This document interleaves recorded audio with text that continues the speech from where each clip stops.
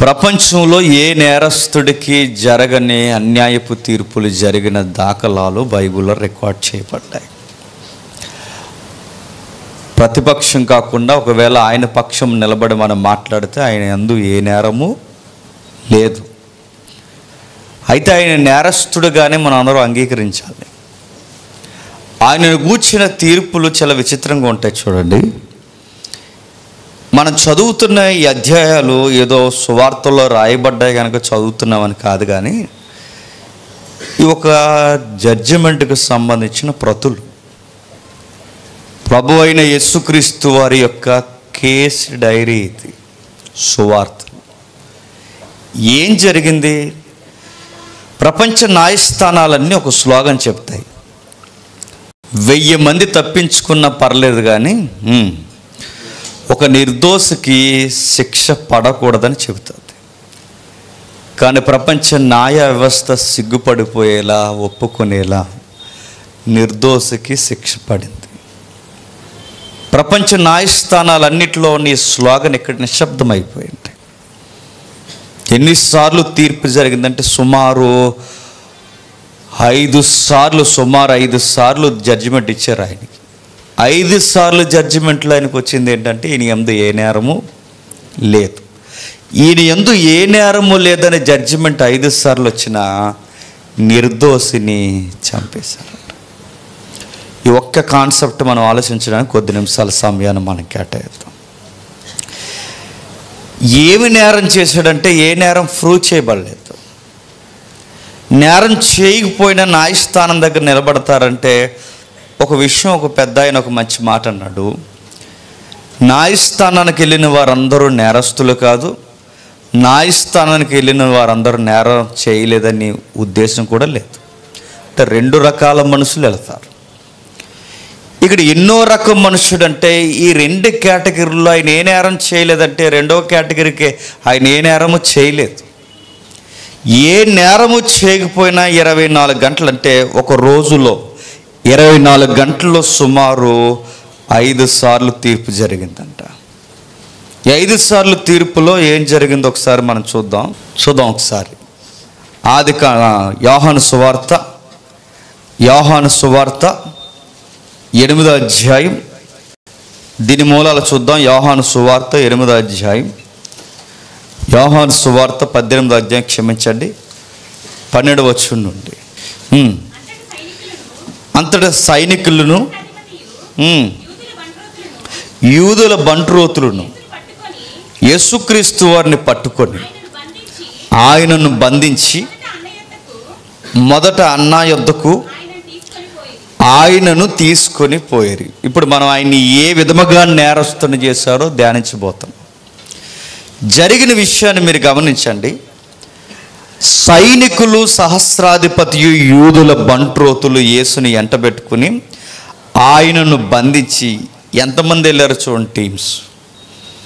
సైనికులు వెళ్ళారట, సహస్రాధిపతులు వెళ్ళారట, యూదుల బంట్రోతులు అంటే ఈ దేవాలయంలో పనిచేసే బలగాలు ఉన్నాయిగా, దేవాలయంలో పనిచేసే కోరాహు కుమారులు, ఈ యూదుల యొక్క బలగాలు అంటే యూదులు ప్రత్యేకంగా పెట్టుకున్న పోలీసులు కానీ లేదా రోమీల యొక్క పోలీసులు, వీళ్ళందరూ కలిసి యేసుక్రీస్తు వారిని బంధించేశారు. బంధించేసి ఎక్కడికి తీసుకెళ్లారట? సరాసరి తీసుకెళ్తే ఆ పిలాతు గవర్నర్ బంగ్లా దగ్గర నిలబెట్టాలి, లేదా ఆ పిలాతు యొక్క జడ్జిమెంట్ ముందు నిలబెట్టాలి. కానీ మొట్టమొదటి ఎక్కడ నిలబెడుతున్నారు? అన్న. నేను అడుగుతున్నాను, అన్న ఎవడు? వీడెవడంటే ఆ రోజు స్థానిక ఓటింగ్ బ్యాంక్ అన్నిటినీ రాజకీయాలకి పెట్టుబడిదారిగా ప్రజల తరపున వ్యవహరిస్తున్న మీడియేటర్.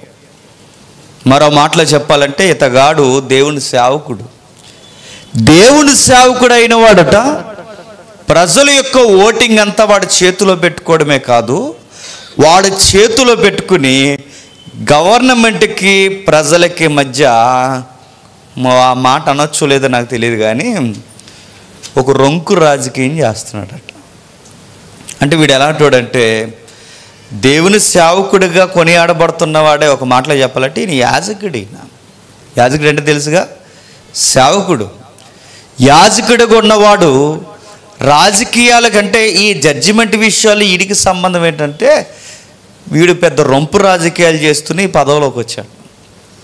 మీరు ఈ మధ్య మీరు గమనిస్తున్నారా?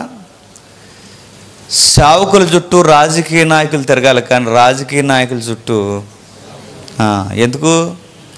ఎలక్షన్ దగ్గరకు వస్తుంది కాబట్టి. మీ దగ్గర ఎంతమంది ఉన్నారు ఓటింగు?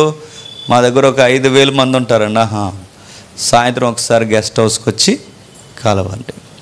మనకి ఇక్కడ నిలబడి చెప్తారు అయ్యగారు ఏమనంటే, మనం ఈ గవర్నమెంట్ వస్తే మనకు అనుకూలంగా ఉంటుంది, మనకు అయ్యగారు, స్థానిక అయ్యగారు, మనకు అయ్యగారు అంటే ఎమ్మెల్యే గారు మనకు మాట ఇచ్చారు, కొంచెం మనం అందరం ఆయనకు ఓట్లు వేస్తే బాగుంటుంది అనగానే, మనకు అంత నెంబర్ 1 గొర్రెలు ఇంకెవరు ఉండరు ఇంకా అనగానే ఈయన చెప్పగానే మనం టక్క గుద్దేస్తాం.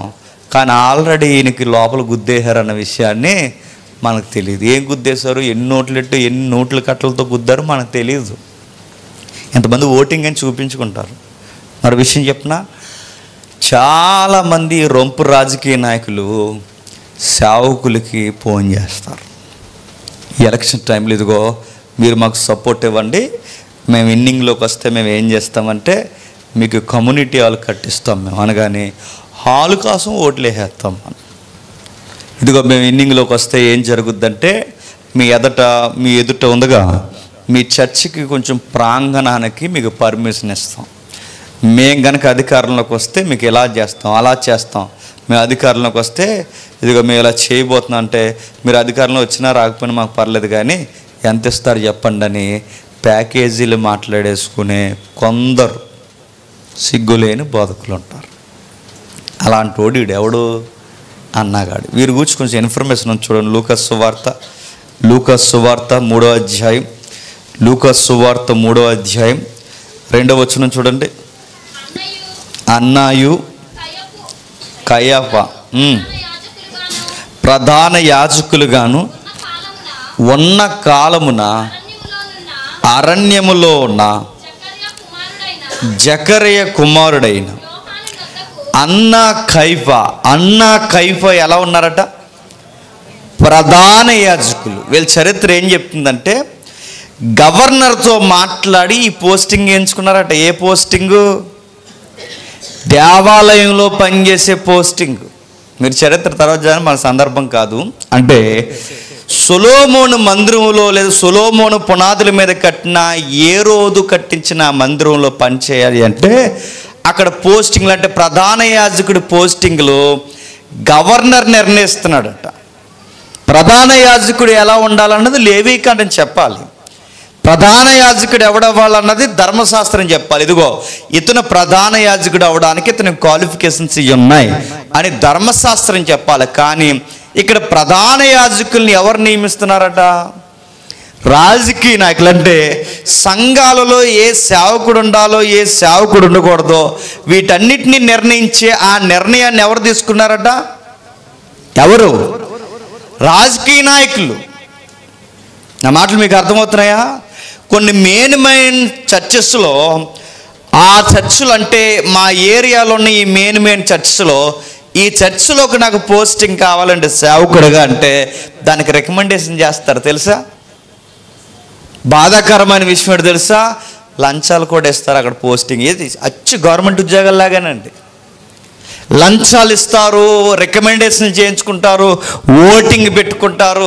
ఇంకా దరిద్రం ఏంటో చెప్పిన, ఆ రాజకీయ నాయకుడు స్థానిక పోలీస్ స్టేషన్లో ఈ ఎస్ఐ ఉండాలి, ఈ సిఐ ఉండాలి, ఇక్కడ మనకు కావాల్సిన ఇరిగేషన్ అధికారి ఇతను ఉండాలని ఎలా అయితే లోకల్ ఎమ్మెల్యే ఎంపీలు ఎలా అయితే నిర్ణయిస్తారో అలాంటి అధికారులు నిర్ణయిస్తున్న ఈ నిర్ణయం సేవకులను కూడా నిర్ణయిస్తున్నారు. అంటే వీళ్ళకి భక్తి కానీ ధర్మశాస్త్రం కానీ ఇలాంటివి ఏమీ తెలియదు. వీళ్ళకి ఏం తెలుసు అంటే, అన్నా కైఫే గాళ్ళకి ఏం తెలుసు? రాజకీయాలు బాగా తెలుసు. ఎక్కడిని ఎవరిని పట్టుకుంటే పని అవుతుందో తెలుసు. కొంతమంది సేవకులను చూస్తేనే అనిపిస్తుంది, ఒరే మీరు సేవకులా, సెటిల్మెంట్లు చేసే నాయకులు అనిపిస్తుంది వాళ్ళని చూస్తుంటే. వాళ్ళ దగ్గర అన్ని సెటిల్మెంట్లు జరుగుతాయండి. సెటిల్మెంట్లు అంటే ఏ సెటిల్మెంట్లు? ఇంకో భూముల కోసం కూడా పెట్టుకున్నారా, పాస్ట్ గారి దగ్గర ఎట్టకపోయారా అన్నారట. పాస్టర్ గారు సెటిల్మెంట్లు కూడా చేస్తారంటే అందరూ కాదులేండి, ఇలాంటి రాజకీయ నాయకులతో తిరిగే పాస్టర్లు చేస్తారు. వాళ్ళు కొన్ని విషయాలు కొన్ని పని అవ్వాలి అంటే కొన్ని ఏరియాలో ప్రాపర్ ఛానల్ పాస్టర్ గారి ద్వారా ఉంటాయి లింకు. ఎవరికి? రాజకీయ నాయకులకి. ఈయన చెప్తే పని అయిపోద్దండి అంటే నేను అడుగుతున్నాను, ఈయన చెప్తే పని ఎందుకు అయిపోద్దంటే ఆయన పని ఈయనకుంది, ఈయన పని ఆయనకుంది. నియోజకవర్గంలో ఇలాంటి భయంకరమైన పనులు చేస్తున్న వాళ్ళు ఉన్నారట. వీటి కోసం కొంచెం ఇన్ఫర్మేషన్ తీసుకుందాం. అపోస్తుల కార్యములు 4వ అధ్యాయం, అపోస్తుల కార్యములు 4వ అధ్యాయం 6వ వచనం. అపోస్తుల కార్యములు 4వ అధ్యాయం 6వ వచనం. ప్రధాన యాజకుడైన అన్నా కైఫా యోహానును ప్రధాన యాజకుని బంధువులందరూ వారితో కూడా ఉండేరి. వారు పేతురుని యోహానుని మీరు ఏ బలము చేత ఏ నామమును బట్టి దీనిని చేసిరని అనగగా పేతురు పరిశుద్ధాత్మతో నిండిన వాడై ఇట్లనెను, ప్రజల అధికారులారా, ఆ దుర్బలుడికి చేయబడిన ఉపకార్యమును గూర్చి. ఆ కిందికి ఇంటికి వెళ్ళిన తర్వాత చదవండి. ఇలా డిస్కషన్ చేసి వాళ్ళు ఏం చేస్తారో చెప్పనా, ఈ అన్నా కైఫా గాడి అయాంలో పేతుర్ని యోహాన్ని చాలా గట్టి కొడతారు. అదేంటండి సేవకులు కొట్టిస్తారంటే కొట్టించే వాళ్ళు ఉన్నారు. నా మాటలు మీకు అర్థమవుతున్నాయా? కొంతమంది ఉంటారండి, తెల్లారితే కలెక్టర్ ఆఫీస్ దగ్గర ఉంటారు, తెల్లారితే పోలీస్ స్టేషన్ దగ్గర ఉంటారు, తెల్లవారితే ఆ పంచాయతీ ఆఫీస్. మరి మీకు ఇదేం పోయే కల మీరు సేవ చేయాలి కదరంటే తెల్ల సొక్కాలే వేసుకుంటారు. ఈ తెల్ల సొక్కావులు చర్చిలోనూ ఉపయోగిస్తారు, చెప్పండి, బయట ఉపయోగిస్తారు. వీళ్ళు చూడండి, పేతురును కొట్టించారు, యోహాన్ని కొట్టించారు. పైగా వీళ్ళెవరు? సేవకులు. అరే మందిరంలో ఇలాంటి అమాయకులను కొడతారంటే కొడతారు. రాజకీయ నాయకులతో రూలింగ్ అధికారులతో వీళ్ళు చేయగలుగుతున్నారు. చివరికి వీళ్ళకి నచ్చినోళ్ళు కొడుతున్నారు, నచ్చినోళ్ళని అధికారాల్లో కూర్చోబెడుతున్నారు. ఇలాంటి పనులన్నీ చేసుకుంటూ తిరుగుతున్నాండి అన్నగాడు. గతంలోనే వీడు చేసింది యేసుప్రభు వారిని దగ్గరుండి చంపించాడు. గతంలోని అన్నా కైఫా దగ్గరుండి వీళ్ళే చంపించారు. చేసిన ఈ నిర్వాహకం సరిపోదని ఇప్పుడు మళ్ళీ ఎవరిని కొడుతున్నారు? అపోస్తులను కొడుతున్నారు. అంటే వీళ్ళ దరిద్ర పనులు 1-2 కదనమాట, చాలా పనులు చేస్తున్నారు. అందుకే ఈ అన్నా కోసం రాయబడిన చూడండి 18వ అధ్యాయం యోహాను సువార్త, 18వ అధ్యాయం యోహాను సువార్త, 18వ అధ్యాయం యోహాను సువార్త 12వ వచనం నుండి. అంతటా సైనికులను యూదుల బంట్రోతులను యేసుక్రీస్తు వారిని పట్టుకొని మొదట అన్నా యొద్దకు ఆయనను తీసుకొని వచ్చిరి. అతడు ఆ సంవత్సరము ప్రధాన యాజకుడైన కైపాకు మామ. వీళ్ళెవరండి?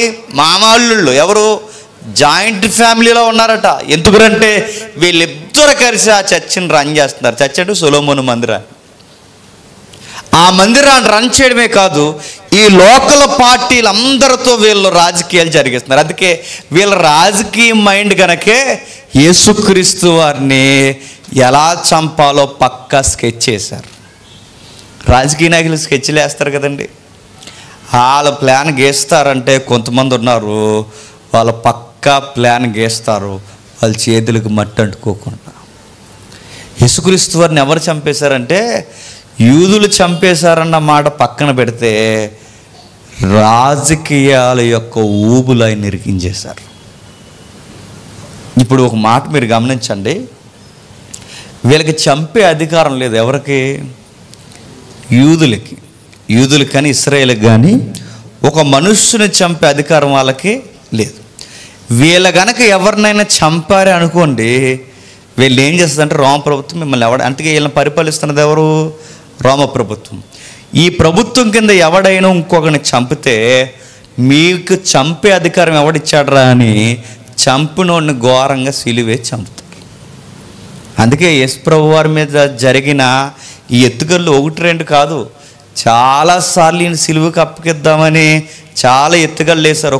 ఒకరోజు ఆ వ్యభిచారం చేస్తున్న ప్రదానం చేయబడిన ఆ చిన్నదాన్ని తీసుకొచ్చారుగా, మీకు తెలుసు కదా.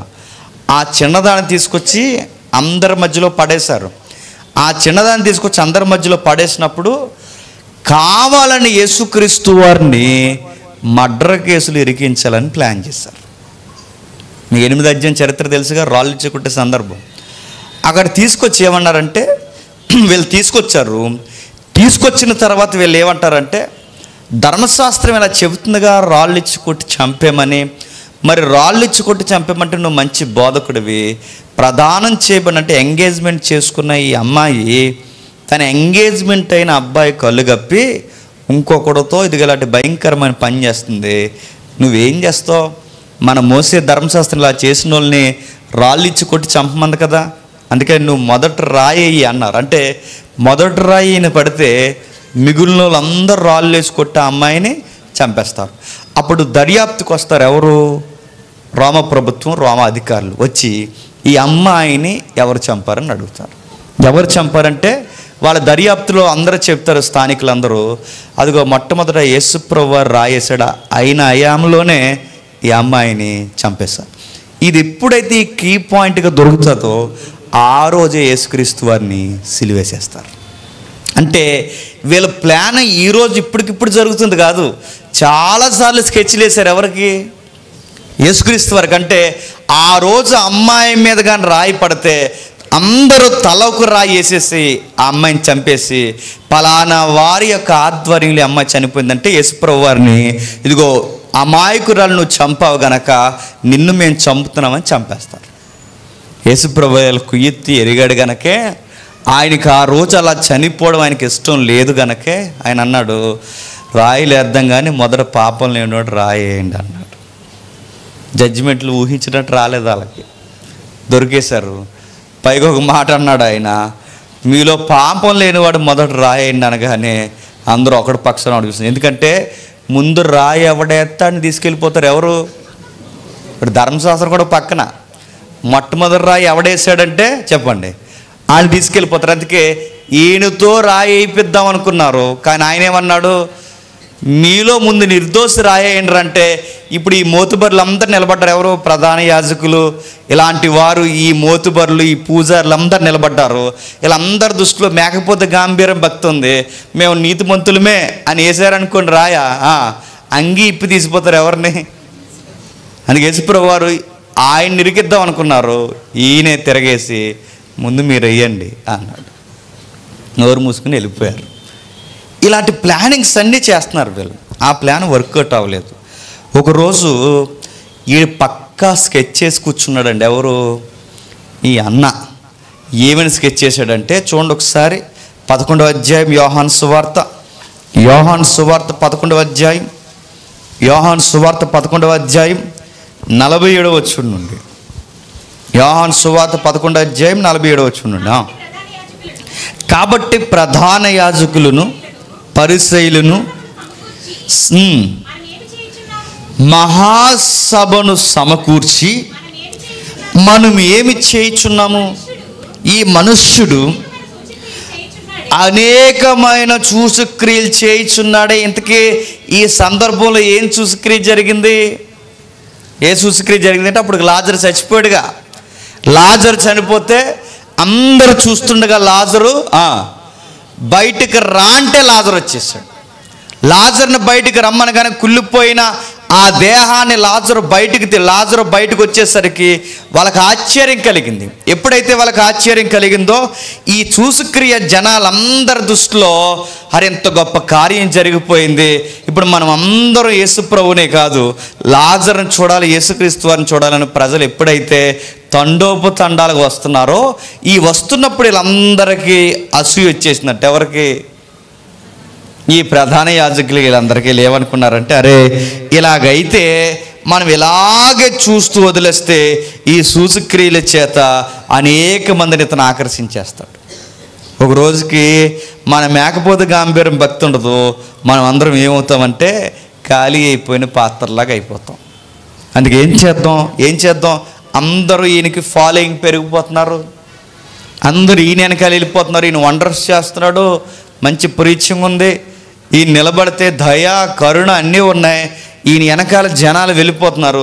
మనం ఇలాగ వదిలేస్తే ఈ మనుషుడు అనేకమైన సూచక్రియలు చేయుచున్నాడే, మనం ఇలాగ చూస్తూ ఊరుకునేలా అందరూ ఆయన విశ్వసించెదరు. అప్పుడు రోమీలు వచ్చి మన స్థలములను మన జనములను ఆకర్షించుకుందరని చెప్పారు. ఏమంటున్నారండి? ఇలాగ వదిలేస్తే జనాలు అందరూ ఆయన వెనకాల వెళ్ళిపోతే రేపు పొద్దున్న మనం ఏమైపోతాం? మనల్ని ఒంటరిని చేస్తారా? తర్వాత మన దేవాలయాలు లాగేసుకుని, ఎందుకంటే ఇతని దేవాలయాన్ని గౌరవించడు, మన పుణ్యక్షేత్రమైన దేవాలయాన్ని ఏం చేస్తారు? లాగేసుకుంటారు. అసలు ఈ దేవాలయం పోస్టింగ్ల కోసమే గొడవలన్నీ ఎవరి? ఈ ప్రధాన యాజకులు, ఈ పూజారులు. ఇప్పుడు ఈ పోస్టింగ్ గొడవల్లో దానికి ప్రధాన స్థానమైన ఈ ప్రజల్ని మభ్యపెట్టడానికి ఆ దేవాలయం సెంటర్ ఆఫ్ అట్రాక్షన్గా చేసుకున్నారు. ఇప్పుడు దేవాలయానికి రావడం మానేసినా, ప్రజలందరూ ఆయన వైపు తిరిగేసినా ఇప్పుడు పరిస్థితులు ఘోరమైపోతాయి. ఇలాంటి టైంలో మనం ఏం చేద్దాం? ఇలా తర్జన భర్జన అయిపోయి ఒక మహాసభ పెట్టుకుని ఏం చేద్దాం కోర్ కమిటీ మీటింగ్లు పెట్టుకున్నారట 49లో.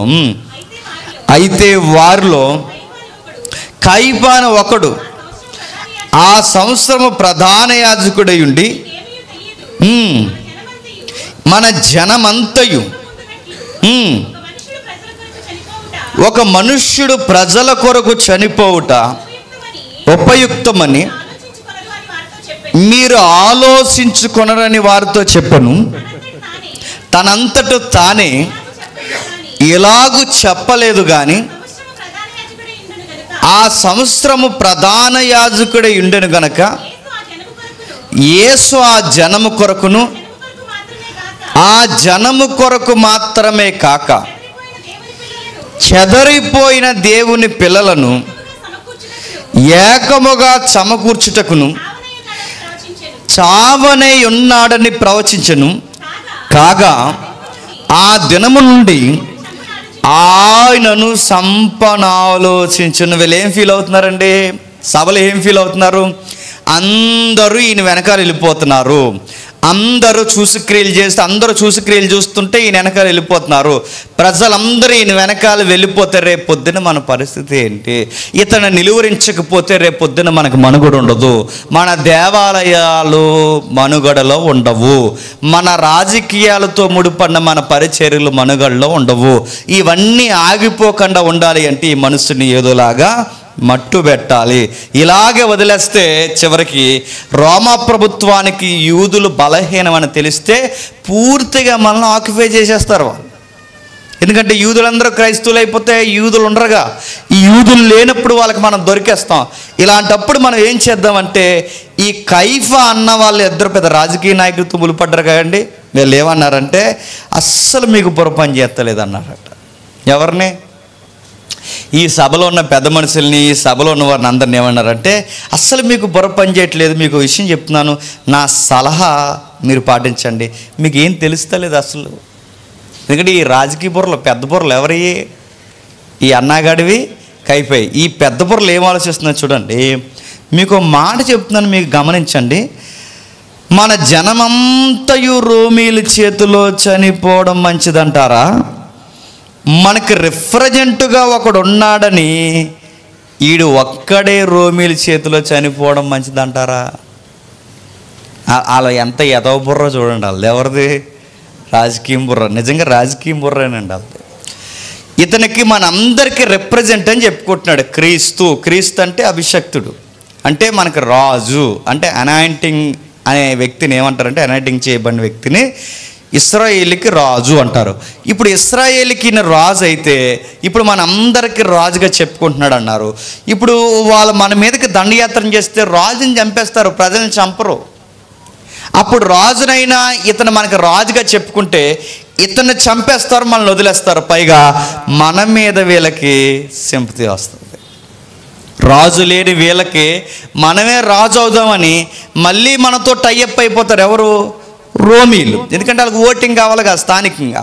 వాళ్ళు మనతో ఓటింగ్ కావాలి కాబట్టి వాళ్ళు మనతో ఏదోలాగా పొత్తు పెట్టుకుంటారు. మనం ఏం చేద్దామంటే మా రాజు ఎత్తడే అన్నట్టు వాళ్ళ దృష్టికి మనం బిల్డప్ ఇద్దాం. ఏం చేస్తారంటే ఎలాగో ఎప్పటి నుంచే మనం లేపేయాలనుకుంటున్నాం, ఆల్రెడీ 8వ అధ్యాయంలో అమ్మాయి దగ్గర స్కెచ్ చేసాం, వర్కౌట్ అవ్వలేదు. ఇప్పుడు రెండో ప్లానింగ్ ఏంటంటే మన రాజు ఇతడే అని ఇండైరెక్ట్గా వాళ్ళకి తెలియచేద్దాం. ఎప్పుడైతే తెలియజేస్తామో రాజరికంలో ఉండగా మరొక రాజు ఉన్నాడని ఈ ప్రభుత్వంలో ఎవడైనా గొంతెత్తితే మనమేం చంపాల్సిన అవసరం లేదు ఈ అబ్బాయిని. చెప్పండి, ప్రభుత్వమే దగ్గరుండి చంపేస్తుంది. వీళ్ళ ప్లానింగ్ చూసారు ఎలా ఉందో. అంటే యేసుక్రీస్తు వారిని ఎలాగో చంపేయాలి, ఆ చంపే రైట్ వీళ్ళకి లేదుగా, ఎవరికి? యూదులకి. మనం చంపలేం కనుక చంపించేద్దాం. ఎలా చంపించేద్దాం? ఎలా అంటే ఇతని మీద 3 కేసులు హైలైట్ చేసేద్దాం. అవి 3 కేసులు అవుతాయన్న సంగతి మా రాజకీయ బుర్రలకు తెలుసు, మిగిలిన వాళ్ళకి తెలియదు. ఆ 3 కేసులు హైలైట్ చేద్దాం అనుకో. ఆ 3 కేసులే ఇందాక మనం చదవని చూడండి. ఇప్పుడు చదవండి లూకా సువార్త 23వ అధ్యాయం. లూకా సువార్త 23వ అధ్యాయం మొదటి వచనాలు చూడండి. అతన్ని పిలాతు నద్దకు తీసుకొని పోయి కైసరునకు పన్ను ఇవ్వద్దనియు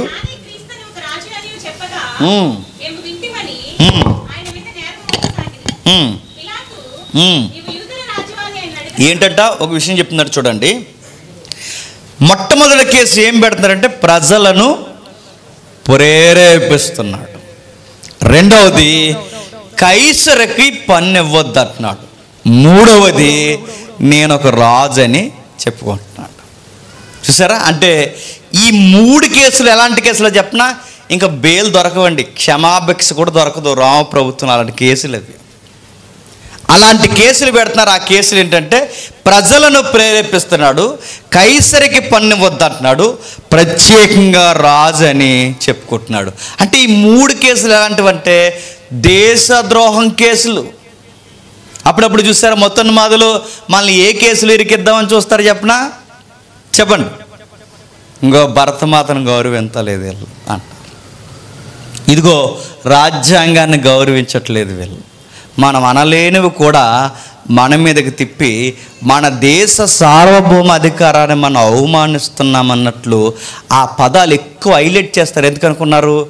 దేశము సీరియస్గా తీసుకుంటుందని. యేసుప్రభు వారి మీద పెట్టిన కేసులు ఎలాంటి కేసులు అంటే ఇదిగో దేశద్రోహం కేసులు 3 కేసులు పెట్టారు.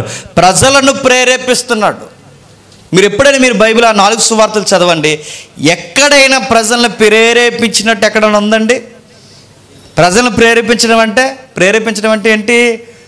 నడండి, అధికారం మీద తిరగబడతాం, మన కులం వాళ్ళందరం కలిసి మన కులానికి సరైన ప్రాధాన్యత ఇవ్వకపోతే ఆడి సంగతి తేలుద్దామని ఇలాంటి మాటలు ఉంటాయి చూసారా? అది ప్రేరణ అంటే. ఇలాంటి పనులు అంటే ప్రేరేపించే పనులు ఎవడు చేసేవాడు చెప్పిన? ఆ బరబ్బాగాడు చేసేవాడు. ఎవరు? ఆ బరబ్బాగాడు. ఆ బరబ్బాగా చేసే పని ఏంటి చెప్పిన? ఆడి గురించి మన కేసులు ఉన్నాయి. ఆ రికార్డుల్లో ఏమని ఉంటుందంటే ఆడు ప్రజలను ప్రేరేపించువాడు అని ఉంది. ఎక్కడ? లూకా సువార్త చూడండి, అదే 23వ అధ్యాయం 19వ వచనం చూడండి. అదే 23వ అధ్యాయం 19వ వచనం. వీడు పట్టణములో జరిగించిన అల్లరి నిమిత్తమును సరసాల్లో ఏంటంటే అల్లరి నిమిత్తము, నరహత్య నిమిత్తము సరసాల్లో వేయబడిన మిగిలి వచనాలు మీరు ఇంటికి వెళ్ళిన తర్వాత చదవండి. వీడు ప్రజలను ప్రేరేపించువాడు. ఎవరు? బరబ్బా. వీడు ప్రజలను ప్రేరేపించేవాడు. అంటే బరబ్బా చేసే పనులు ఎవరి మీద మోపుతున్నారండి? యేసుక్రీస్తు వారి మీద మోపుతున్నారు. చూడండి, అంటే యేసుక్రీస్తు వారు ప్రజలను ప్రేరేపించే. బరబ్బా గారిని ఏ కేసులో అరెస్ట్ చేశారో తెలుసా? వాడు జనాలను ప్రేరేపిస్తాడు. వాడు అనేవాడట, అధికారులు మాట వినకపోతే, అధికారులు వారు అనుకున్నట్టు అధికారులు వాడికి ఫ్లేవర్గా లేకపోతే జనాల్ని పోగేసుకుని అధికారుల మీదకి వెళ్ళిపోతుంది. ఎప్పుడు మీరు చూడండి, నాయకుడు ఎప్పుడు సింగిల్గా వెళ్ళరు. మీరు చూసారా దొంగ నాయకులు? మీరు సింగిల్గా వెళ్ళరు. మీరు చూడండి, ఎప్పుడు 4 వెనకాల వేసుకుని వెళ్తారు. ఎందుకు?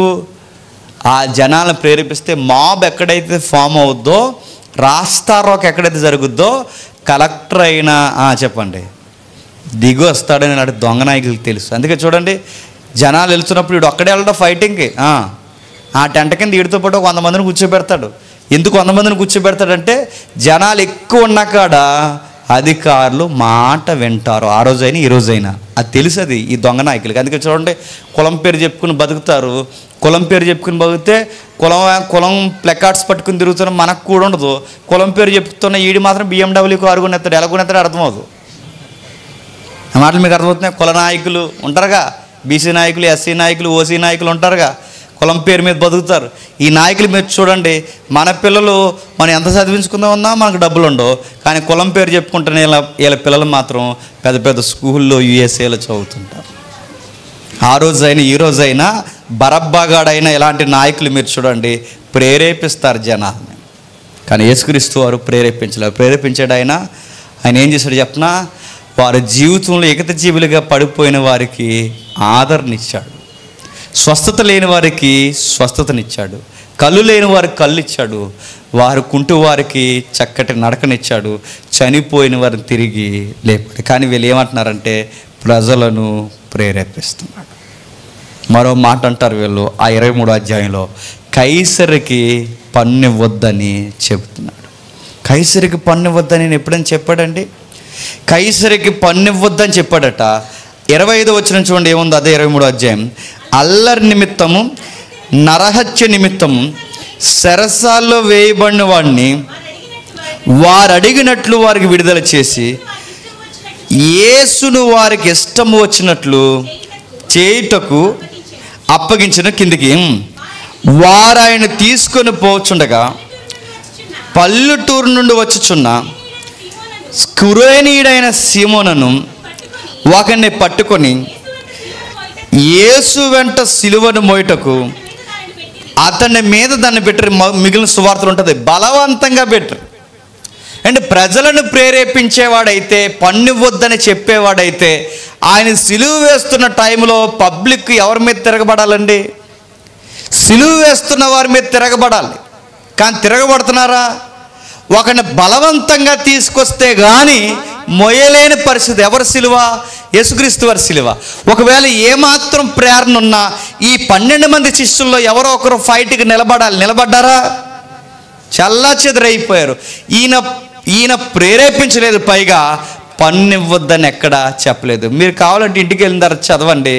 ఒకరోజు పన్ను కట్టమని అనేక మంది రోమ అధికారులు పట్టణాల్లో పల్లెల్లో తిరుగుతున్నప్పుడు పేతురుని పిలిచి అంటాడు, పేతురు ఇదిగో దేవుని కుమారులు కూడా పన్ను కట్టాలంటే అవునన్నట్టు మౌనం ఊహించేసరికి, ఇదిగో ఇంక ఆలస్యం ఎందుకు, నువ్వు అక్కడికి వెళ్ళు, ఒక చేప వస్తుంది, దాన్ని పట్టుకో, దానిలో ఒక షెకెల్ ఉంటుంది, అది వాళ్ళకి కట్టే. పన్నే కట్టొద్దు అంటే ట్యాక్స్ కట్టొద్దన్న ఉద్దేశం ఈయనకుంటే ఆ రోజు పేతురుని ట్యాక్స్ కట్టమని చెబుతాడా? ఇవన్నీ ఎందుకు చెప్తున్నానంటే ఆయన యందు ఏ నేరము లేదు. నేరము లేకపోయిన ఈ కేసులు ఇరిగించేశారు ఆయన్ని. ఎప్పుడు మీరు చూడండి అన్యాయపు కేసులు దేవుని పిల్లల మీద కట్టబడుతూనే ఉన్నాయి. అన్యాయపు కేసులు ఎప్పుడూ బనాయిస్తూనే ఉన్నారు. ఒకటి ప్రజలను ప్రేరేపిస్తున్నా అన్నాడు, 2 కైసరికి పన్ను ఇవ్వద్దన్నాడు, 3 ఏంటట నేనే రాజునని చెప్పుకుంటున్నాడట. మీరు ఇంటికి వెళ్ళిన తర్వాత చదవండి, యోహాను సువార్తలు ఉంటుంది. ఒక రోజట ఈయన బాగా రొట్టెలు పెడుతున్నాడు, బాగా స్వస్థతలు చేస్తున్నాడు. ఇలాంటోడే మనకు రాజు అయిపోతే ఇంక రోజు వండుకోకరొద్దు అనుకున్నారంట.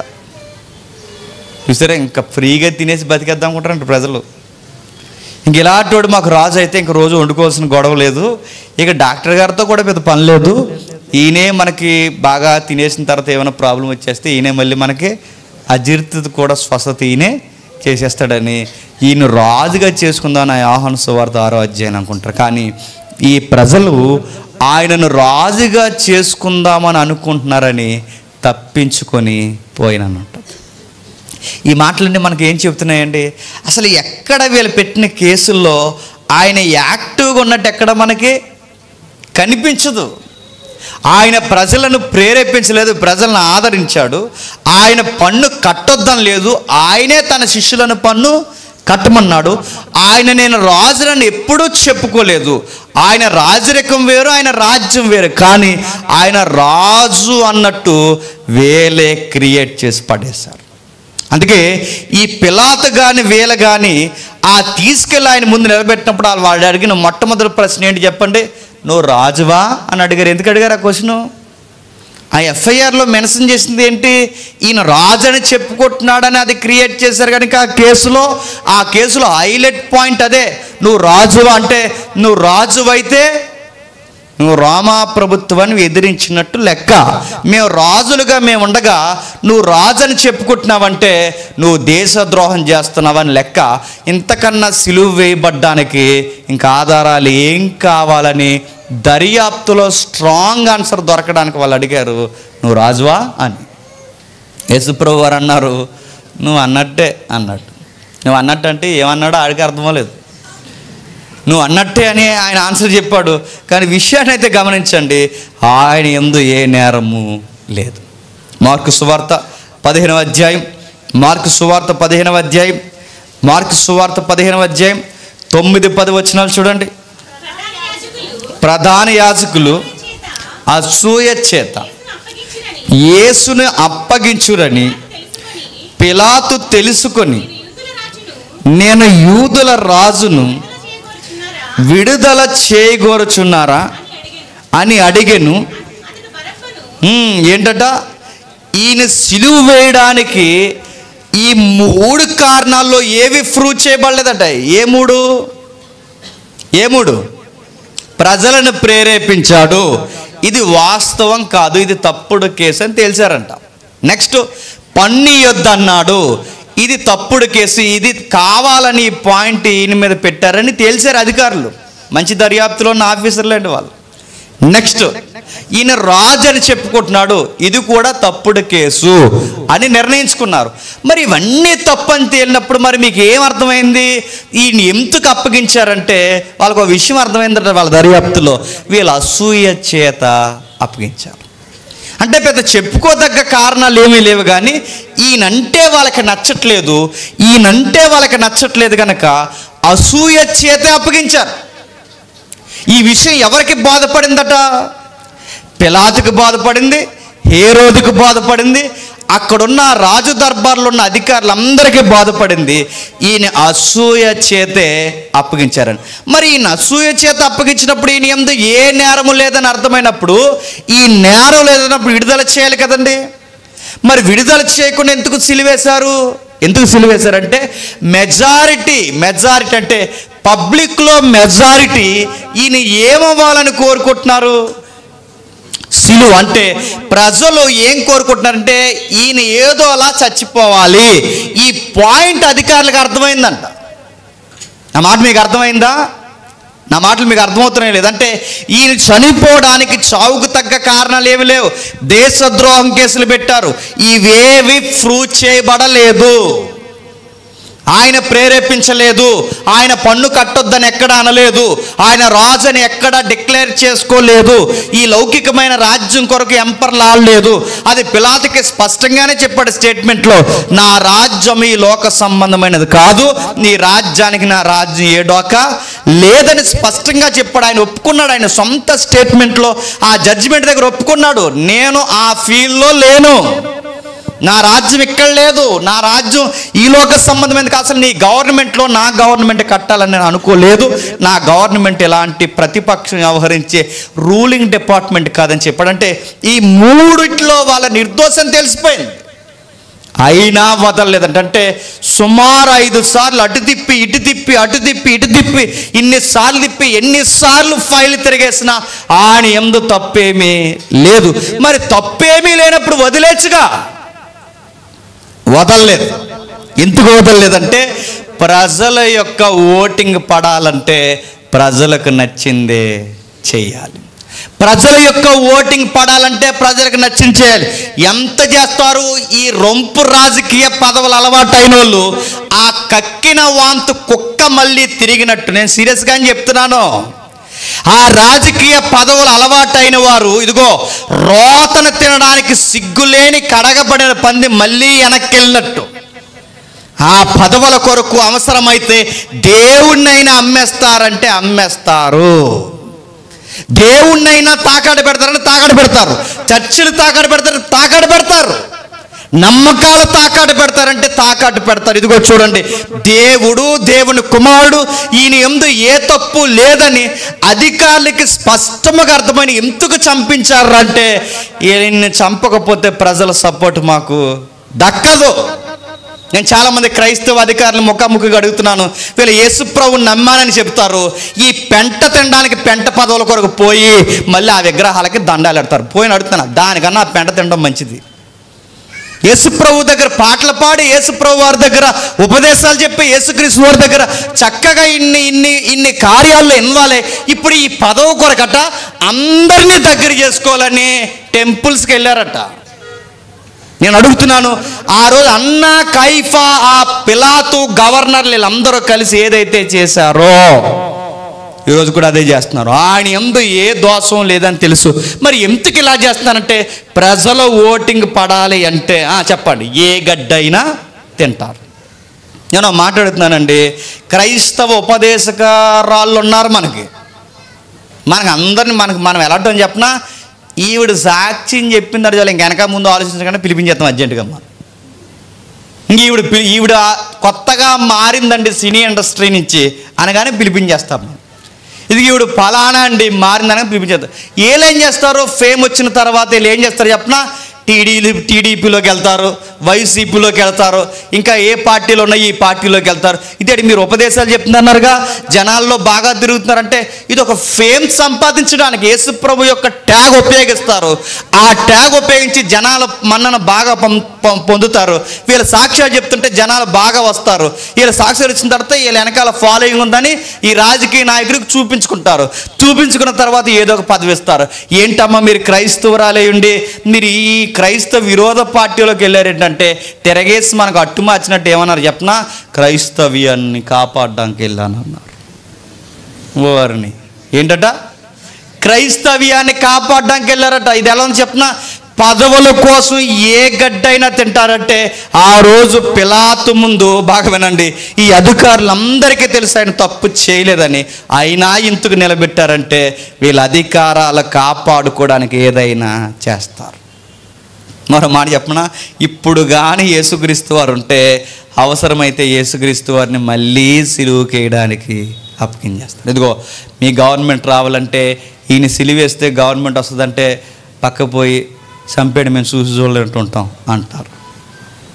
నిజంగానే యేసుక్రీస్తు వారిని రాజకీయ నాయకులు పదవుల కోసం చంపేశారు. ఈ ఐడియా వాడు ఇచ్చాడంటే ఎవడు, ఆ కైఫా అన్నాగాళ్ళు. వాళ్ళు ఏమన్నారంటే చంపించేద్దాం, మనం కాదు 3 కేసులు ప్రధానంగా బనాయించి చంపించేద్దాం. ఈ గుడ్డోళ్ళు వీళ్ళకి తెలుసు ఈయన యందు ఏ తప్పు లేదని తెలుసు, అయినా చంపేశారు. ఈ లోపల 23:8 ఈడు ఒకడున్నాడు, ఈడు ఇద్దరు భార్యలు ముద్దుల మొగుళ్ళు. ఎవడు, ఏరోదుగాడు. ఈడు వాళ్ళ తమ్ముడు భార్యని తీసుకొచ్చేసాడు. ఈడేమంటున్నాడు చూడండి ఒకసారి, 23:8 ఏరోదు యేసును చూసి మిక్కిలి సంతోషించెను, ఆయనను గూర్చి చాలా సంగతులు విన్నందున ఏదైనా ఒక చూసి క్రియ చేయగా చూడ నిరీక్షించి బహుకాలము నుండి ఆయన చూడడానికి ఎప్పుడు ఇది ఒక ఫీలింగ్ ఉందండి. ఎవరికి, ఏరోదుకి. ఈ ఏరోదుకుండే భయంకరమైన పరిస్థితి అంటే అంతకుముందు యోహాను కూడా ఎలాగ చూడాలనుకునేవాడు. ఎవరు, ఈడే, ఈ ఏరోదే. యోహాను ఏదోటి మాట్లాడితే మంచి మంచి ప్రసంగాలు వినడం, యోహాను బాగా సవాల్ చేసే ప్రసంగాలు చెప్తే వినడం, యోహాను చూసి మురిసిపోయాడట. యోహాను తెగదిట్టేవాడట, ఒరే నీ లంచగొండ పనులు ఏం పనులురా, నీ తమ్ముడు భార్యని తీసుకొచ్చి నీ ప్యాలెస్ ఉంచుకున్నావేటంటే ఏమనలేక అక్కడ ఉంటుందండి పదం, నవ్వివాడట. ఎవరు, ఆవిడ ఉంటుందండి మార్క్స్ వార్తలో, ఏమనలాక నవ్వు. కొంతమంది ఉంటారండి సెడమడ తిట్టేమనుకోండి ఏం కవర్ చేయాలో తెలియక నవ్వెత్తుంటారు. ఆహాహా, నవ్వుకో, ఆ నవ్వు చేతగాని నవ్వు అని అర్థమవుతుంది. ఇప్పుడు తిడుతున్నప్పుడు నవ్వుతున్నాడంటే ఏమనుకోవాలండి అడుగు, ఇంకా ఆడి దగ్గర ఆన్సర్ లేదు, అందుకే నవ్వుతున్నాడు. ఇడు కూడా నవ్వుతున్నాడు. ఎవరు, ఈ ఏరోది గాడు ఎప్పుడు నవ్వేస్తున్నాడు. ఎందుకు నవ్వుతున్నారంటే కొంతమంది ఉంటారండి ప్రతిదానికి నవ్వుతుంటారు. ఈడలాగా నవ్వుతున్నాడు. వీడికి ముందు నుంచి ఒక ఫీలింగ్ ఉందండి, మంచి ప్రసంగికులను చూడాలని ఆశ అండి వీడికి. మంచి ప్రసంగికులను చూస్తాడు, మంచి ఉపదేశకులను చూస్తుంటాడు, చూసి క్రియలు చేస్తున్న వాళ్ళు ముందే చూడాలనుకుంటాడు. అలాగే వీడు అనుకుంటున్నాడట యోహాన్ని చంపించేశాడుగా. ఈ యోహాన్ని చంపించిన తర్వాత వీడు యేసుక్రీస్తు వారిని చూసి మిక్కిలి సంతోషించి ఆయనను గురించి చాలా సంఖ్యలు ఈనినందున ఆయన ఏదైనా ఒక చూసుక్రియ చూడని నిరీక్షించి బహుకాలము నుండి ఆయన చూడగోరును. ఎందుకు ఈయన చూడాలనుకుంటున్నాడు? ఎందుకంటే వీడికి ఒక బాధ ఉంది. ఆ బాధ ఏముండిపోయిందంటే వీడిని యోహాన్ని చంపించాడు కదండి. ఎవరు? ఏరోదు, ఈ గవర్నర్ గారు. ఈ ఏరోదు యోహాన్ని చంపించాడుగా. వీడు అనుకుంటున్నాడు యోహాను మళ్ళీ వచ్చేసాడు అనుకుంటున్నాడట. ఎవరు? నా మాటలు మీకు అర్థమవుతున్నాయా? మొన్న అక్రమ సంబంధం కోసం మాట్లాడాడు, మేము చంపించేసాం, ఇతను ప్రవక్త కదా, మళ్ళీ తిరిగి వచ్చేసాడు అనుకుంటున్నాడు. ఎవరిని అంటే ఏసే యోహాను అనుకుంటున్నాడు. ఎవరు అంటే వీడు ఎందుకు ఎలా అనుకుంటున్నాడు? వీడు కల్లోకి వచ్చేస్తున్నాడు. ఎవరు? యోహాను గారు. వీడు చేసిన దుర్మార్గమైన పనికి ఎవరు కల్లోకి వచ్చేస్తున్నాడు? ఏ రోజు కల్లోకి వీడికి నిద్రపోయినా, నీళ్ళు తాగినా, అన్నం తిన్నా, ఎందుకంటే ఒక్కసారి అపరాధం చేస్తే అది కల్లోకి వస్తూనే ఉంటుంది. రాదా? కల్లోకి వస్తుంది. ఇంకొక మెసేజ్ వింటూ వస్తున్నాను నేను. మెసేజ్ వింటే ఆ పాస్టర్ గారు చెప్తున్నారు, పెద్ద పాస్టర్ గారు చెప్పేవారు ఏమనంటే, ఒక ఆవిడ ఉంటుందట, ప్రతిరోజు యేసుప్రభు వచ్చి ఆవిడకి గుడ్ మార్నింగ్ చెప్తే కానీ ఆవిడ గుడ్ మార్నింగ్ అవదంట. ఆయన ఏం చెప్తాడా అని విన్నాను. ఇదేదో ఎగ్జాంపుల్ చెప్తున్నాడు ఆయన. ఇప్పుడు రోజు గుడ్ మార్నింగ్ చెప్పాలంట. గుడ్ మార్నింగ్ చెప్తే కానీ ఇంకో ఆవిడొచ్చి పెద్దమ్మ గుడ్ మార్నింగ్ అనాలండి యేసుప్రభు వారు. ఏదో రోజు లేకదేమో నేను అడుగుతున్నాను. ఈ ఫీలింగ్స్ అన్నీ ఎలా ఉంటాయి? ఎక్కువ ఫీల్ అయితే ఇలాంటి పరాగ మాటలు కూడా వచ్చేస్తాయి. ఈడు కూడా ఎక్కువ ఫీల్ అయిపోతాడు. ఎవరి విషయంలో? యోహాను విషయంలో. ఎందుకంటే వీడు అన్యాయంగా ఆ భార్య ఇచ్చిన సలహా మేరకు చంపించేశాడు కదండి. ఆ చంపించేసిన ఆ ఫీలింగ్లో ఉన్నాడు. భయపడిపోతే అన్నాడట, ఈయన ఆయనే అన్నాడట.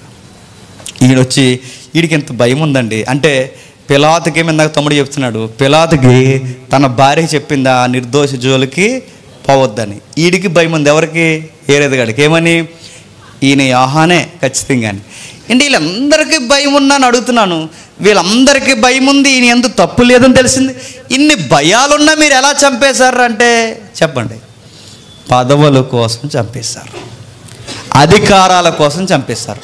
వీడికి భయం ఉంది, ఆడికి భయం ఉంది. విచిత్రం ఏంటి చెప్పిన, ఈ భయస్థులు ఇద్దరూ ఒకడికొకడు ధైర్యం చెప్పుకోవడానికి ఫ్రెండ్స్ అయిపోయారట. ఎవరిద్దరు? ఏరోదు, పిలాతు. వీళ్ళిద్దరూ ఫ్రెండ్స్ అయిపోయి ఇద్దరు కలిపి పక్క పోయి ఈడు అన్నాడట, ఈయన ఏం చేస్తారు అని అడిగితే వీళ్ళందరూ అన్నారట, సిలువేము అంటే జడ్జిమెంట్ ఇవ్వాలని ఉంది కానీ మా ఆవిడ చెప్పింది భయం వేస్తుంది అనుకున్నాడేమో వీడు. ఎవరు? పిలాతు గారు. పక్కకు పోయి చేతులు కడిగేసుకున్నాడట. నేను అడుగుతున్నానండి, చేతులు కడిగేసుకుంటే పోద్దా? ఒక నిర్దోషిని చంపితే చేతులు కడిగేసుకుంటే పోద్దా? అప్పుడప్పుడు మనం వాళ్ళని నిర్దోషుల్ని ఇబ్బంది పెట్టేసి పక్కకు పోయి మేము చేతులు కడిగేసుకున్నామండి, ఈ వారం రొట్టె ద్రాక్షారసం తీసేసుకున్నామంటే పోద్దా? నీళ్ళతో కడిగేస్తే పాపాలు పోతాయా? నదుల్లో ములిగేస్తే పోతాయా? చల్లేసుకుంటే పోతాయా? రక్తం ఎక్కడికైనా పోతే ఖచ్చితంగా అది ఘోషిస్తుంది. మా రక్తము నిమిత్తము ఈ భూనివాసులకు ప్రతిదండన చేయమనే నిర్దోషుల రక్తం ఖచ్చితంగా ఘోషిస్తుంది. యేసుప్రభు రక్తం ఘోషించకపోయినను ఈ నిర్దోషులు వీళ్ళందరూ చూడండి, నిర్దోషుడైన వాడిని దోషిగా నిలబెట్టి ఈయన అన్నారట, సిలువేము. యేసుప్రభు రక్తం క్షమించమని కోరిందేమో కానీ హేరోదు కానీ పిలాతు కానీ ఇలా ఫ్యామిలీల చరిత్ర మీరు చదవండి, పురుగులు పడి చచ్చిపోయారండి. ఎందుకంటే అంతకుముందు ఎవరిని చంపించారు? యోహాన్ని చంపించారు. అంతకుముందు ప్రవక్తలను చంపించారు. వీళ్ళు చనిపోయిన దాఖలాలు మీరు చూడండి. నీతిమంతులను ఇబ్బంది పెట్టిన వాళ్ళు, నీతిమంతులను చంపిన వాళ్ళు జాబితా మీరు ఎప్పుడైనా మీరు గమనించిన చరిత్రలో వాళ్ళ ముగింపు చాలా ఘోరంగా ఉంటుంది. ఘోరంగా చచ్చిపోతారు. నీతిమంతుల్ని ఇబ్బంది పెట్టిన, సమస్యలకు గురి చేసిన వాళ్ళు చాలా చాలా ఘోరంగా నలిగిపోతారు. వీళ్ళ పరిస్థితి ఆ రోజుకి తాత్కాలికంగా ఆ రోజు గడిచిపోతుంది అనుకుంటున్నారే తప్ప, కానీ మిషన్ తెలియంది ఏంటి చెప్పిన, తర్వాత రోజులు గడవన్న సంగతి వీళ్ళకి తెలియట్లేదు. యేసుప్రభుని ఎందుకు చంపేశారంటే పదవుల కోసం చంపేశారు. మీరెందుకు చంపించేశారంటే చెప్పండి, చూడలేక చంపించేశారట. నా మాటలు మీకు అర్థమవుతలేదు. చూడలేక చంపించేస్తారంటే చంపించేస్తారు. మొన్న ఆ మధ్య మన స్టడీస్లో చూసారా, ఆ కయ్యని కూడా చూడలేకే చంపేశాడు. ఎవరిని? వాళ్ళ తమ్ముడిని చూడలేక చంపేస్తారని. చూడలేక అప్పుడే పెద్దోళ్ళు మరి తెలిసి అంటారు తెలియక అంటారు తెలియదు, కానీ వాళ్ళ కళ్ళల్లో పడకండ్రా అంటారు. చూడలేరు. వాళ్ళకి మంచి బట్టలు వేసుకుని తిరగకండి వాళ్ళ ముందు. ఎందుకు చూడలేరు? చూడలేరంటే చేతపడేటేస్తారని కాదు, ఏదో చేసేద్దామని చూస్తారు. వాళ్ళ ముందు ఎక్కువ చూడకండి. నేను మొన్న మధ్య ఒక విషయం గమనించాను. నాకు అనుకోకుండా అన్నీ ఒకసారి వచ్చేసినాయి టకటకమని. కారు, మిగిలిన విషయాలు, నాకు పాప పుట్టిన తర్వాత అన్నీ ఒకేసారి జరిగిపోయినాయి. బాధాకరమైన విషయం చెప్పనా, ఏడి జేమ్స్కి ఇలా జరిగిపోతున్నాయని నేను ఊహించిన వాళ్ళు మాట్లాడుకుంటారు. నాకు అది బాధ వేసేసింది. నాకు అలా చూస్తారు అంటే చూసేస్తారు. కళ్ళు ఒకసారి పచ్చగా మారిపోతాయి అన్నమాట. నేను అప్పుడు వస్తుందని నాకు తెలియదండి. కారు ఎప్పుడో బుక్ చేసినప్పుడు వచ్చేసింది. అది అలా వచ్చేస్తుంది అట్లా అలా రాకూడదా?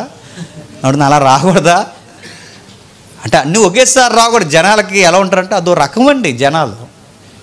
అందుకే చూడండి, పెద్దలు కూడా చెప్తారు, ఎక్కువ ఏదైనా ఉంటే ఎక్కువ డంబంగా వండుకో. ఎందుకు ఉండకంటే జనాలు మంచోళ్ళు కాదు, ఏదోటి చేసేయాలని చూస్తారు. నేను యేసుప్రభు వారిని అసూయ చేతే చంపేశారు. పెద్ద చెప్పుకోదగ్గ కారణాలు ఏమీ లేవు. చెప్పుకోదగ్గ కారణాలు ఏమన్నట్టు ఏమీ లేవు. ఆయన మీద ఏదో కారణం చూపిద్దాం అనుకున్నారు. 3 కారణాలు ప్రూవ్ అవ్వలేదు, చంపేశారు. ఆయన చనిపోవడానికి ఇష్టపడ్డాడు. అయితే జరుగుతున్న విషయం చూడండి, ఆయన చనిపోతున్నప్పుడు ఒక విషయం స్పష్టత ఉంది. ఇది లేఖనము ప్రకారము జరుగుతుందండి. ఎక్కడుంది ఈ మాట? యెషయా గ్రంథం చూడండి ఒకసారి. యెషయా గ్రంథం 53వ అధ్యాయం. యెషయా గ్రంథం 53వ అధ్యాయం. యెషయా గ్రంథం 53వ అధ్యాయం. యెషయా గ్రంథం 53వ అధ్యాయం చివరి వచనం మనకు ఒకసారి చూడండి. 8వ వచనం. అన్యాయపు తీర్పు నొందిన వాడై అతను కొనుపోబడిన. ఏ తీర్పు అంటది? అది అన్యాయపు తీర్పు. ఈయన ఖచ్చితంగా అన్యాయపు తీర్పు జరుగుద్దని చరిత్రలో రాయబడింది. అంటే రాయబడిన ప్రకారమే మనుషు కుమారుడు వెళ్ళిపోతున్నాడు తప్ప వీళ్ళేదో చెప్పారు కాబట్టి సిలువ వేస్తున్నారు కాబట్టి ఆయన తలదించట్లేదు. ఆయన రాయబడిన ప్రకారము ఒప్పుకుని వెళ్ళిపోతుంది. ఆయనకు తెలుసు ఇవి అన్యాయపు కేసులు అని ఆయనకు తెలుసు. ఆయనను నోరెప్పలేదు. ఆయన ఇవి కావాలని ఆయన ఇరికించి రాజకీయ ఒత్తిళ్లతో ఆయన చంపేస్తున్నారని తెలుసు. ఆయనను ఆయన నోరు విప్పలేదు. ఇది అసూయ చేత ఆయన చంపేస్తున్నారని ఆయనకు బాగా తెలుసు. అయినా ఆయన నోరెప్పలేదు. ఎందుకు నోరెప్పలేదు? తన తండ్రి చిత్తము అన్యాయపు తీర్పు పొందే చనిపోవాలని ఆయన కోరుకున్నాడు కనుక ఈ లేఖనము కొరకు ఇవన్నీ ఆయన చెప్పండి భరించాడు. చరిత్రలో 1000 మంది తప్పించుకున్నా పర్లేదు, కానీ ఒక నిర్దోషికి శిక్ష పడదు అనుకున్నారు. కానీ విషయం ఏంటి చెప్పనా, ఒక నిర్దోషికి అక్షరాలు చరిత్రలో శిక్ష పడింది. ఖచ్చితంగా అది ఏ జడ్జిమెంట్ అంటే అది అన్యాయపు జడ్జిమెంటే ఇచ్చారు ఆయనకి. ఎక్కడైనా నా ఇస్తాను కళ్ళు తెరిచి మాట్లాడుతుందేమో, కానీ యేసుప్రభు విషయంలో కళ్ళు మూసుకొని జడ్జిమెంట్ ఇచ్చింది. తెలుసు నా ఇస్తానానికి స్పష్టముగా తెలుసు ఇది అన్యాయపు తీర్పు అని, కానీ ఆ తీర్పు ఇచ్చి ఆయన్ని చంపేశారు. అందుకే అపోస్తుల కార్యం ఏమని డిక్లేర్ చేస్తున్నా చూడండి. అపోస్తుల కార్యములు 4వ అధ్యాయం. అపోస్తుల కార్యములు 4వ అధ్యాయం. అపోస్తుల కార్యములు 4వ అధ్యాయం 23వ వచనం నుండి తమ స్వజనుల యొద్దకు వచ్చి ప్రధాన యాజకులను పెద్దలను తమతో చెప్పిన మాటలన్నిటినీ వారు విని వేక మనసుతో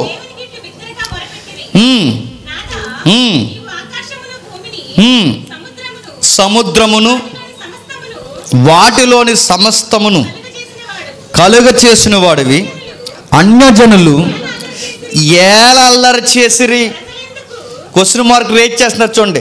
అన్యజనులు ఏలల్లరి చేసిరి, ప్రజలందరకు వ్యర్థమైన ఆలోచనలు పెట్టుకుని ప్రభువు మీదను ఆయన క్రీస్తు మీదను భూరాజులు ఎంతుకు లేచిరి. అధికారులు ఏకముగా కూడుకొండ్రి అని నువ్వు పరిశుద్ధాత్మ ద్వారా మా తండ్రి అయిన సేవకుడైన దావీదు నోట పలికించింది. అంటే వీళ్ళందరూ వ్యతిరేకమయ్యే యేసుక్రీస్తు వారిని చంపేస్తారని ఎవరి నోట చెప్పించాడట? యెషయా నోటే కాదంట, చెప్పండి, దావీదు నోట కూడా చెప్పించాడట. దావీదు ఆ కీర్తనలు చెప్తుంటాడు. ఆ 27వ కీర్తనలో ఆ రాయబడిన మాటలన్నీ ఇక్కడ చెప్తున్నాడు. చూడండి, వాళ్ళ క్వశ్చన్స్ రేజేమి, అసలు అన్యజనులు ఎవరు ప్రభువా నీ మీదకి లేవడానికి? ప్రజలు ఎందుకు వ్యర్థమైన ఆలోచన అంటే లేని నేరాలు నీ మీద ఎందుకు మోపుతున్నారు? ప్రభు మీద అంటే తండ్రి అయిన దేవుని మీద, తన కుమారుడైన క్రీస్తు మీద భూరాజులు లేవడం ఏంటి విచిత్రంగా? అధికారులందరూ అంటే ఏ రోజు పిలాతు వీళ్ళందరూ ఏకమైపోయి ఈ తప్పుడు తీర్పు ఇవ్వడం ఏంటి, ఇవన్నీ ఏంటి అని మేము వాపోతున్నప్పుడు ఇలా ఎలా జరుగుతుంది, అభిషక్తునికి వ్యతిరేకంగా ఎలా జరుగుతుంది ఏంటని మేము బాధపడిపోతున్నప్పుడు మాకు ఒక లేఖనం కనిపించింది, ప్రభువా ఇలా జరుగుద్దని మా దావీదు ద్వారా ముందే చెప్పాం.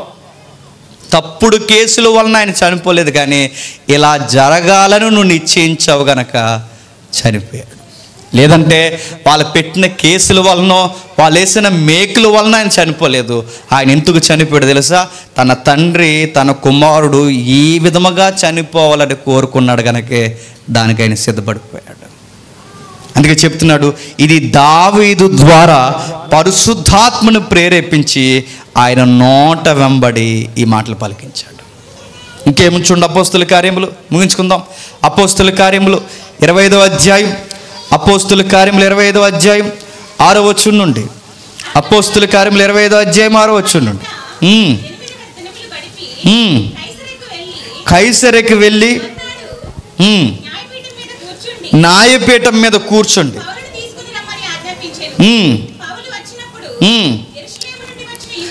యెరూషలేము నుండి వచ్చిన యూదులు అతని చుట్టూ నిలిచి వాటిని రుజువు చే. ప్రతిసారి దేవుని పిల్లలకు జరిగేది ఏంటండి? చాలా పెద్ద నేరాల చిట్టా మోపుతారంట, కానీ ప్రూవ్ చేయబడు, రుజువు చేయబడలేదు. అవి ఎప్పుడు రుజువు చేయబడలేదు. అదే జరుగుతుంది చూడండి. యేసు ప్రభు వారి మీద మరి రుజువు చేయబడకపోయినా మరి ఎందుకు ఆయన సిలువేశారంటే తన తండ్రి కోరుకున్నాడు గనక సిలువ వేయబడ్డాడు. వాళ్ళ అసూయను కూడా తన చిత్తానుసారంగా ఆయన ఉపయోగించుకున్నాడు. మరో మాట చెప్పనా, మనకి ఏదైనా కీడు జరుగుతుంది అనుకోకండి. అది దేవుని చిత్తమైతే ఆ కీడును అనుమతిస్తాడు. ఆ కీడు ద్వారానే ఏదో మేలు చేయబోదు. ప్రస్తుతానికి అది కీడుగా మనకు కనబడుతుంది. ఆ కీడే ఒకరోజు మేలు అవుతుంది. యేసు ప్రభు వారికి కీడుగానే సంభవిస్తుంది. అపోస్తులైన పౌలుకి అది కీడుగానే సంభవిస్తుంది. అవి ఏ నేరాలు చేయలేదు వాళ్ళు, అయినను నేరస్తులుగానే క్రియేట్ చేస్తున్నారు. కానీ ఇన్ని నేరాలు క్రియేట్ చేసినా వాళ్ళు నిలబడ్డారట, వాళ్ళు ఏ తప్పు చేయలేదు. అయినా పౌలు గారిని ఏం చేశారు చెప్పనా?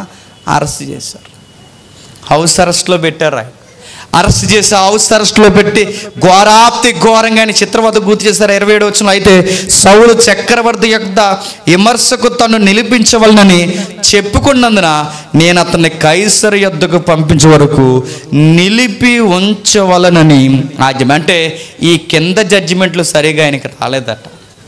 పైపెచ్చికి ఎక్కడికి వెళ్తున్నాడట? మళ్ళీ కైసర్ వరకు. అంటే ఆ కైసర్ వెళ్ళాక కూడా ఏమైనా తీర్పిచ్చారంటే ఏమీ తీర్పు ఇవ్వలేదు. మీరు ఇంటికి వెళ్ళిన తర్వాత చరిత్రలు తిరగేయండి.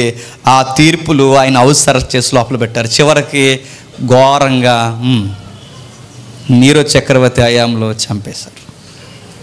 మీరు అపోస్తులకు అదే జరిగింది, ప్రభువుకి అదే జరిగింది. అంటే వీళ్ళు ఎందుకు చంపేస్తారంటే యేసు ప్రభు వారు ఏ వరుసలో అయితే వెళ్ళాడో ఆ వరుసలో ప్రయాణం చేస్తున్న ఎవరికైనా ఈ లోకంలో అన్యాయమే జరుగుతుంది. వాళ్ళు ఏ తప్పు చేయలేదని నిర్దోషులుగా తేల్చబడతారు. అయినను వాళ్ళ చావుని ఖచ్చితంగా చెప్పండి ఎదుర్కోవాల్సిందే. మరో వచనం చూడండి, తిమోతికి రాసిన మొదటి పత్రిక 2వ అధ్యాయం 15వ వచనం. తిమోతికి రాసిన మొదటి పత్రిక 2వ అధ్యాయం 15వ వచనం. స్వస్థ బుద్ధి కలిగి విశ్వాస ప్రేమ. క్షమించండి, రెఫరెన్స్ మారింది. ఇక్కడ కూడా జరిగేది. పౌలు మాట్లాడుతూ అంటాడు, ఇదిగో నేను వెడలపో 4వ అధ్యాయం, నేను వెడలపో కాలము సమీపమై ఉన్నది, ఇక నేను చనిపోతున్నాను అంటాడు ఆయన. ఆ 4వ అధ్యాయం 2వ పత్రికలో మాట్లాడుతూ, ఇదిగో నేను ఎడలిపో మంచి పోరాటం పోరాడుతుని, నా పరుగు కడముట్టించి తిని, ఇదిగో ఇక నేను వెడలపోవ కాలము వచ్చింది, నా విశ్వాసము కాపాడుకోండి. వాళ్ళకి తెలుసు వాళ్ళు ఏ తప్పు చేయలేదని, కానీ అధికారులు వాళ్ళని కావాలని చంపేశారు. విషయం ఏంటి చెప్పిన, మనం ఎన్నిసార్లు ఇవి తిరగేసినా మనకు కనబడే మాట ఒకటి ఉంది. ఆ మాట ఏంటి తెలుసా? వాళ్ళకి అన్యాయమే జరిగింది. దేవుని పిల్లలకి చరిత్రలో అన్యాయపు తీర్పులే జరిగాయి. అన్యాయంగానే అరెస్ట్ చేయబడ్డారు, అన్యాయంగానే కొట్టబడ్డారు, అన్యాయంగానే సిలువ వేయబడ్డారు. కానీ వీటన్నిటి వెనకాల, ఇంత ఘోర అవమానం వెనకాల వీళ్ళకి ఏం జరుగుద్దంటే, ఒకరోజు అసలైన తీర్పు దినముందే, ఆ తీర్పు దినమందు నిర్దోషులైన వీరికి ఈ అవమానాలన్నిటికీ ఫలములతో నింపబడతారు.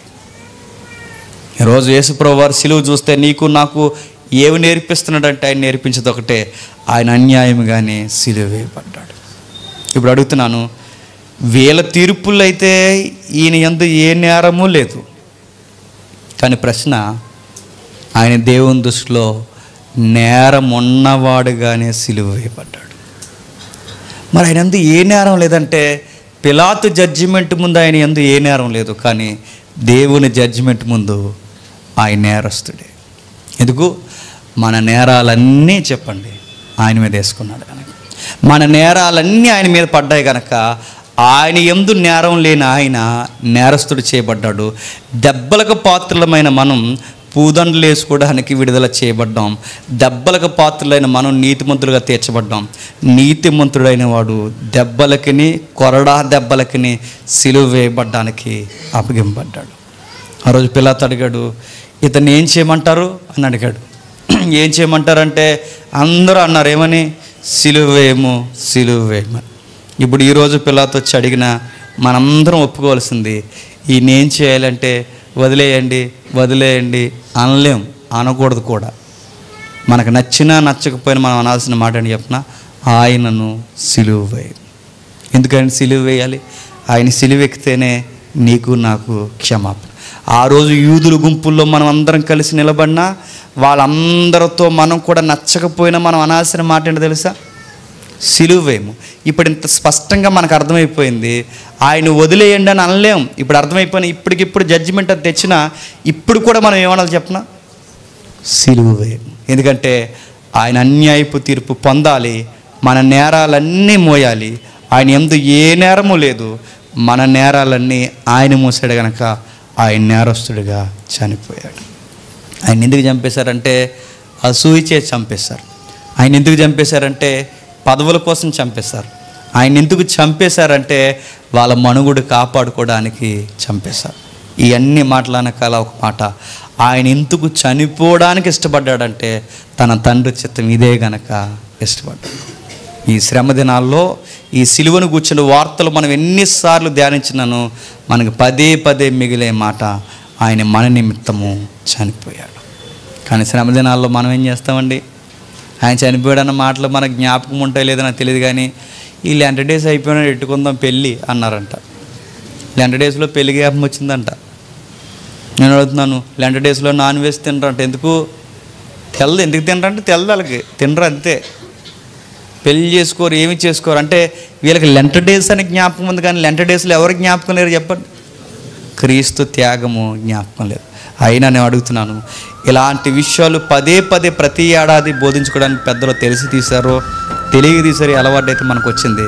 కానీ సిలువను గూర్చి 40 రోజులు ధ్యానించి ఆయన మరింత స్తుతింపజేయును గాక. ఆమేన్.